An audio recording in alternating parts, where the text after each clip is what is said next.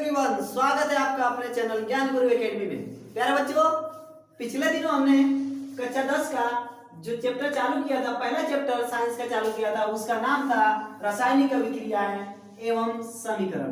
प्यारे बच्चों, पिछले टॉपिक में हमने क्या क्या चीजें पढ़ ली थी, पहले वो रिवाइज कर देता हूँ आपको। पिछले टॉपिक में हमने रासायनिक अभिक्रियाएं समझ लिया था और उसके बाद हमने बताया था कि जो रासायनिक अभिक्रियाएं होती हैं वास्तव में जब होती हैं तो उनको पहचानते हैं कि उनका लक्षण क्या होता है, उनका गुण क्या होता है। हमने इनको भी कवर कर लिया था अगले टॉपिक में।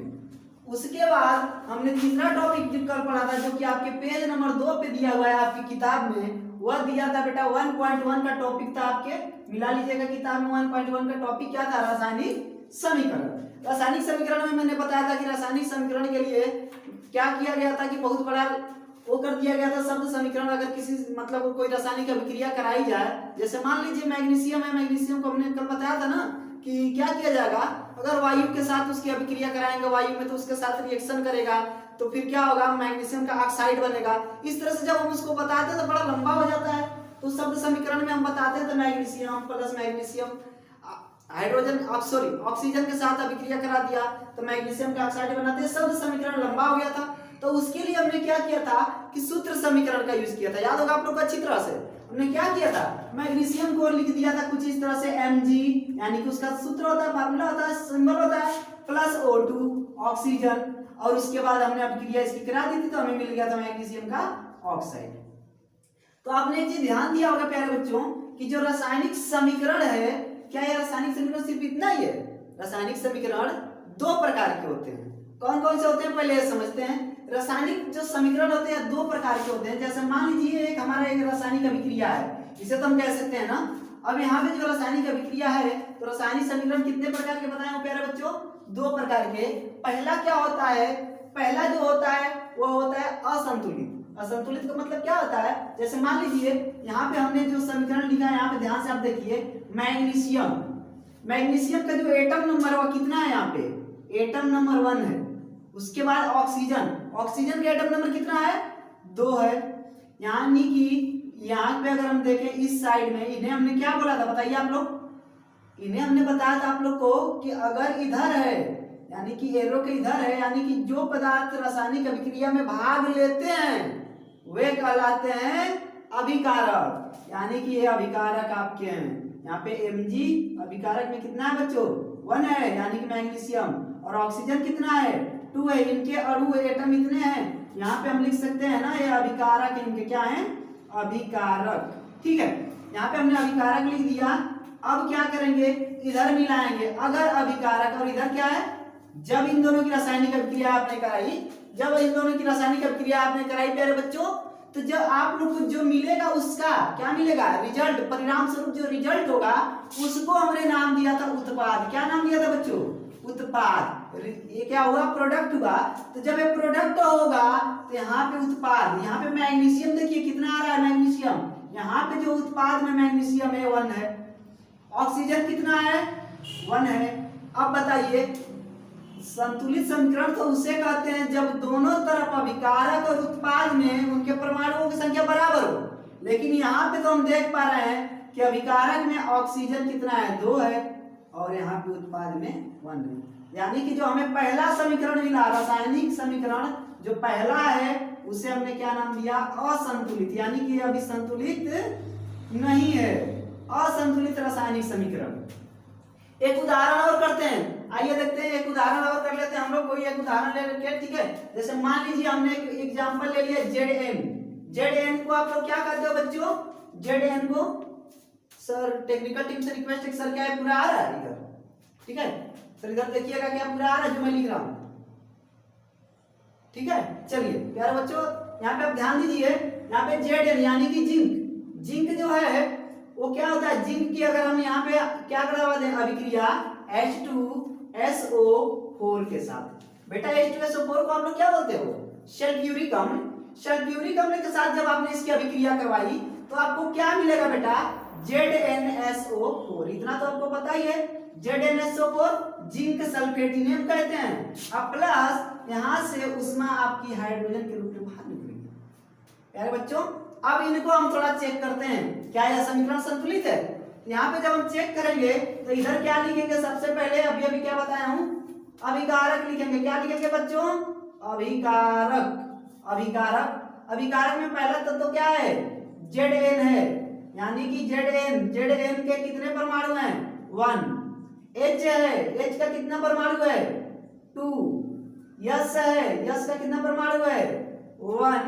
O है, O का कितना परमाणु है, 4। चलिए थोड़ी सी चेक कर लेते हैं इधर, कहां पे, जो इधर आपका ये तो अभिकारक था, और इधर क्या है आपका, अभिक्रिया के दौरान जो नया उत्पाद बनता है उसे हम उत्पादित तो कहते हैं, जो नया तत्व बनता है उत्पाद आप लोग है। इसमें जो Zn है वो है 1। उसके बाद यस कितना है बच्चों, यस भी है 1। यस वो कितना है 4, और यच कितना है यहाँ पे हमारा 2। अब देखिए यहाँ पे हमने देख लिया कि जितना जिंक था उतना जिंक इधर है, जितना हाइड्रोजन इधर था उतना हाइड्रोजन इधर है, जितना सल्फर इधर था उतना सल्फर इधर है, जितना ऑक्सीजन इधर था उतना ऑक्सीजन इधर है। आप लोग एक चीज अच्छी तरह समझ पा रहे हैं, हम समझाने की कोशिश क्या कर रहे हैं आप लोगों को, प्यारे बच्चों हम यही समझाने की कोशिश कर रहे हैं कि जब क्या हो कि अभिकारक और उत्पाद में परमाणुओं की संख्या बराबर न हो तो उन्हें कहते हैं असंतुलित रासायनिक समीकरण। और जब अभिकारक और उत्पाद में परमाणुओं की संख्या बराबर हो जाए उन्हें कहते हैं, क्या कहते हैं, ये तो असंतुलित है तो उन्हें क्या कहेंगे, संतुलित। उन्हें क्या कहेंगे बच्चों, संतुलित रासायनिक समीकरण कहते हैं। उन्हें क्या कहते हैं, संतुलित रासायनिक समीकरण। आगे देखते हैं जो अभी अभी आप लोगों को बताया हूं संतुलित रासायनिक समीकरण के बारे में। बच्चों यहाँ देखिए आप लोग, संतुलित रासायनिक समीकरण जो है ना, यहाँ पे देख लीजिए आप लोग, जैसा आप लोग देख पा रहे हो, इसको एकदम डिफिनेशन में हम किस तरह से बताएंगे कुछ ऐसे रासायनिक समीकरण जिसमें अभिकारकों और उत्पादों में प्रत्येक तत्व के परमाणुओं की संख्या बराबर हो। यानी कि अभिकारक में भी, अभिकारक किधर होता है, ठीक है, उसके बाद उसमें क्या हो, अभिकारक और उत्पाद में भी, दोनों में, प्रत्येक का मतलब क्या है, दोनों में ही क्या होनी चाहिए, जो उनके बीच परमाणु होते हैं उनकी संख्या क्या होनी चाहिए बेटा, बराबर, यानी कि इक्वल होनी चाहिए। आइए आगे देखते हैं, अगर ऐसा हो, अगर हम कोई ऐसा समीकरण लें जिसमें क्या हो, अभिकारक और क्या हो बेटा, उत्पाद, अगर इन दोनों की संख्या बराबर है, अभिकारक और उत्पाद में परमाणुओं की संख्या बराबर है, तो ऐसे समीकरण को ही हम क्या कहते हैं, संतुलित रासायनिक समीकरण। अभी अभी एक एग्जांपल आप लोग को बताया था, क्या बताया था बाबू, Zn प्लस H2SO4, जब हम इनका रिएक्शन करवाए थे तो हमें क्या मिला था, ZnSO4 प्लस H2। हमने अभी अभी आप लोग को दिखा दिया था, बता दिया था कि, और आप लोग के सामने कि क्या हुआ था, जितना Zn है उतना इधर भी, यानी कि जितना अभिकारक में Zn है उतना ही Zn हमारा किस में है बाबू, उत्पाद में भी है। अब हम देख पा रहे हैं कि हाइड्रोजन 2 इधर है और हाइड्रोजन 2 इधर भी है, सल्फर 1 इधर है और सल्फर 1 इधर भी है, ऑक्सीजन 4 इधर है तो ऑक्सीजन 4 इधर भी है। तो आप लोगों ने समझ लिया अच्छी तरह से कि ऐसे रासायनिक समीकरण जिसमें अभिकारकों और उत्पादों में परमाणुओं की संख्या क्या हो बेटा, समान हो, ऐसे ही रासायनिक समीकरण को हम संतुलित रासायनिक समीकरण कहते हैं। आपने समझा, ऐसे ही रासायनिक समीकरण को हम संतुलित रासायनिक समीकरण कहते हैं। अब आइए देखते हैं दूसरा जो पॉइंट आपको बताया था, असंतुलित रासायनिक समीकरण।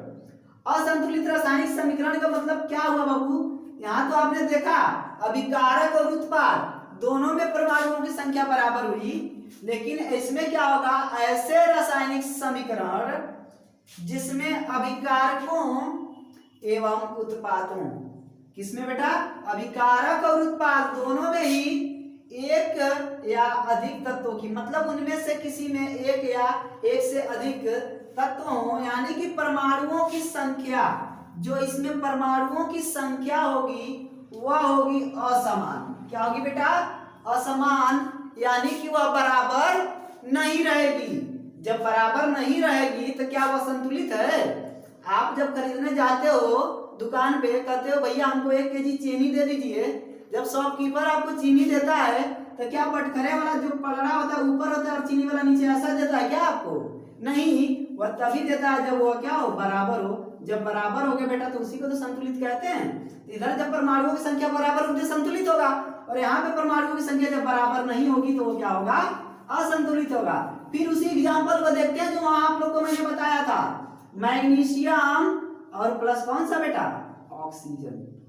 आपने देखा कि मैग्नीशियम और ऑक्सीजन की जब अभिक्रिया करवाई थी तो हमें क्या मिला था? मैग्नीशियम का ऑक्साइड। और यहाँ पे संतुलित नहीं थे, इन्हें हमें संतुलित करना पड़ेगा। ठीक है, तो अब हम क्या करेंगे कि रासायनिक समीकरण का जो महत्व होता है वो क्या होता है उनको समझेंगे। बच्चों, समीकरणों को संतुलित करना, जैसे मान लीजिए कोई भी रासायनिक समीकरण है, उसको संतुलित करना क्यों आवश्यक है? पहली चीज वो तो आवश्यक की बात है, पहले देख लेते हैं कि रासायनिक समीकरणों का संतुलन, जो उनका बैलेंस होता है वह क्या होता है। संतुलन क्या होता है? किसी रासायनिक समीकरण में, यानी कि कोई भी रासायनिक समीकरण हो, उनमें अभिकारक एवं उत्पाद में प्रत्येक तत्व के परमाणुओं की संख्या, यानी कि जितना अभिकारक में परमाणुओं की संख्या हो उतना ही उत्पादों में भी परमाणुओं की संख्या होनी चाहिए। तो प्रत्येक तत्व के परमाणुओं की संख्या बराबर करने की जो प्रक्रिया होती है, बराबर करने की प्रक्रिया, यानी जिस प्रक्रिया द्वारा हम क्या करते हैं, अभिकारकों और उत्पादों के तत्वों की परमाणुओं की संख्या को हम बराबर करते हैं, तो उस प्रक्रिया को ही, उस विधि को ही हम क्या कहते हैं? रासायनिक समीकरणों का संतुलन कहते हैं। एक बार आप फिर से समझ जाइए कि क्या होता है कि जब कोई आप रिएक्शन करवाते हो तो पूरी तरह से संतुलित नहीं होता है, जो आपको क्या मिलता है? उत्पाद मिलता है। तो उनमें क्या करते हैं? अभिकारक और परमाणुओं की अभिकारक और उत्पाद के जो परमाणु होते हैं उनकी संख्या को जब आप बराबर कर देते हो और जिस विधि से उसको आप बराबर करते हो, तो उसी विधि को हम क्या कहते हैं बच्चों? रासायनिक समीकरणों का संतुलन कहते हैं। उसी को क्या कहते हैं? रासायनिक समीकरणों का संतुलन कहते हैं। अगला पॉइंट आप लोग अच्छी तरह से समझ लीजिए, आई थिंक आप लोग समझ चुके होंगे। अगला पॉइंट आप लोग का है बच्चों, समीकरणों को, ये जो समीकरण है, समीकरणों को संतुलित करने की आवश्यकता। ठीक है, क्या आवश्यकता है समीकरणों को संतुलित करने की? इसको हम पढ़ेंगे, समीकरणों को संतुलित करने की आवश्यकता। आइए देखते हैं समीकरणों को संतुलित करने की हमें क्या आवश्यकता थी, क्यों थी, यही सारी चीजें हम इसमें कवर करेंगे। जहां तक कि आप लोग देख पा रहे हो, आपने इसके पहले भी पढ़ा था बेटा ऊर्जा संरक्षण का नियम, उसी तरह से होता है द्रव्यमान संरक्षण का नियम। द्रव्यमान संरक्षण का नियम क्या कहता है बेटा?